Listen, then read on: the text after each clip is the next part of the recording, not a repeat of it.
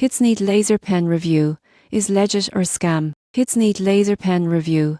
Is legit or scam? Laser pens are popular for kids' play, educational experiments, and even pet entertainment. Kidsneed laser pen has caught attention online, but is it a legitimate product, or just another scam? Most people get this wrong by assuming that all inexpensive laser pens are safe and functional. The surprising truth is that Kidsneed laser pen is a real product, but user reviews are mixed. Some customers praise its bright beam, lightweight design, and ease of use, while others report that it stops working quickly or that batteries are hard to replace. You won't believe what happens next. Safety is a key concern. Laser pens, even low-powered ones, can damage eyes if used improperly. Always supervise children and avoid pointing the laser at eyes or reflective surfaces. Some buyers also mention delayed shipping or unclear product descriptions, so buying from verified retailers is recommended.